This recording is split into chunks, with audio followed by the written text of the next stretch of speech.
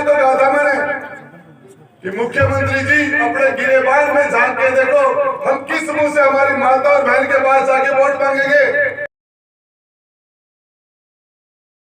आज 140 से ऊपर है, 140 से पूछना इनसे, हमारे चौधरी साहब से कि चौधरी साहब आपने 5 साल में एक उप स्वास्थ्य केंद्र बनाया तो उसका नाम बताना। एक आपके भाई ने तो सेंचुरी खोल दी, सेंचुरी। एक उप स्वास्थ्य बनाया तो पूछ लेना।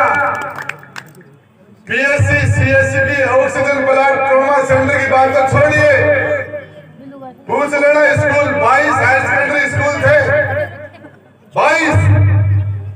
आज हायर सेकेंडरी स्कूल है 75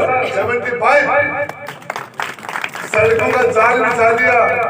मैंने एडी से छोटी तक की सारी ताकत लगा के उदयपुर वादी में कुंभा जो पानी खेतड़ी में आ रहा है, पीने का पानी 100 साल तक पीने के पानी के लिए हमारी माता और बहनों को किधर नहीं देखना पड़ेगा। मैंने मेरा सारा काम कर दिया, काम ठेकेदार का है। एलएनटी कंपनी को टेंडर हो गया, काम चल रहा था।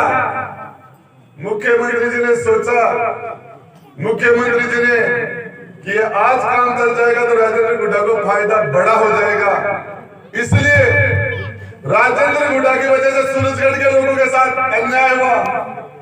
बाड़मेर के गुड्डा मिलानी और 2 विधानसभा हो रहा, उनके साथ 2000 करोड़ का प्रोजेक्ट है, 2000 करोड़, उसको 2 महीने लेट कर दिए। मैं चाहता था कि मई जून के जेठ के महीने में पानी आ जाए, गंगा का पानी यहाँ, और मुख्यमंत्री जी ने 2 महीने लेट कर दिया। वो सावन भादवा के अंदर आएगा। लेकिन आपको एक बात बताना चाह रहा हूँ, एक बात, राजस्थान की विधानसभा के अंदर क्या कहा था मैं 13 सेकंड बोला था, मात्र 13 सेकंड। मैंने इतना ही तो कहा था। आप मणिपुर की बात कर रहे हो, हमसे 3000 किलोमीटर दूर राजस्थान महिला दुष्कर्म के अंदर हमारा प्रदेश राजस्थान महिलाओं के प्रति दुष्कर्म में हिंदुस्तान में पहले पायदान पर आ गया। उत्तर प्रदेश की जनसंख्या 25 करोड़ है, राजस्थान की जनसंख्या 7.5 करोड़। महिलाओं के दुष्कर्म में राजस्थान और उत्तर प्रदेश को पीछे छोड़ के पूरे हिंदुस्तान को पीछे छोड़ दिया। इतना ही तो कहा था मैंने कि मुख्यमंत्री जी अपने गिरेबान में झांक के देखो, हम किस मुंह से हमारी माता और बहन के पास जाके वोट मांगेंगे, किस मुंह से। मैं आपको बताना चाह रहा हूं, इस्तीफा मांग लेते, सीधा बर्खास्त।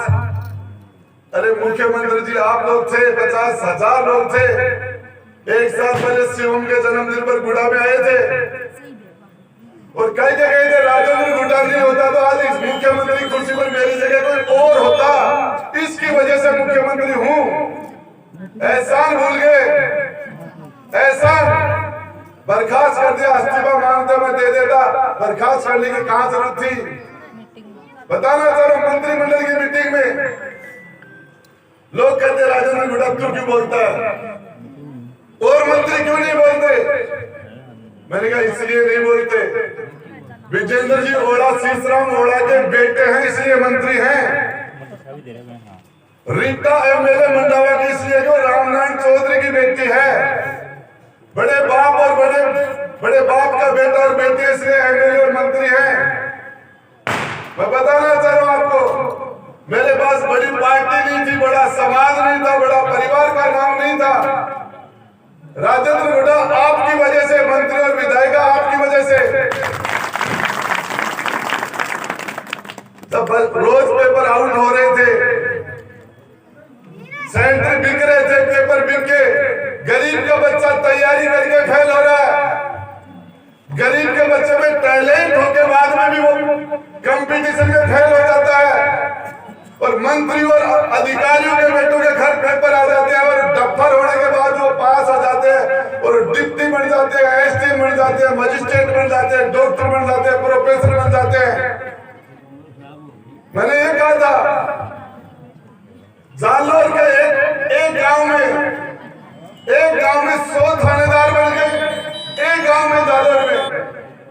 पूरे राजस्थान में 215 थानेदार, एक गांव में 100 थानेदार, सारा टैलेंट वहीं आ गया। उस सेंटर के 200 थानेदार, पूरे राजस्थान में मात्र 15 थानेदार।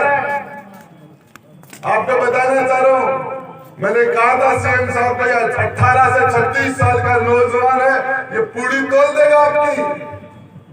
इसको पता चलेगा कि इंटरव्यू में आप यहाँ से लिस्ट भेजते हो और संजय सोत्री के पास आपकी लिस्ट चली जाती है, जो इंटरव्यू में सिलेक्शन हो जाता है, वो टैलेंट वाले बच्चे फेल होकर घर आ जाते हैं, जो बच्चे निराश होकर आत्महत्या कर रहे हैं।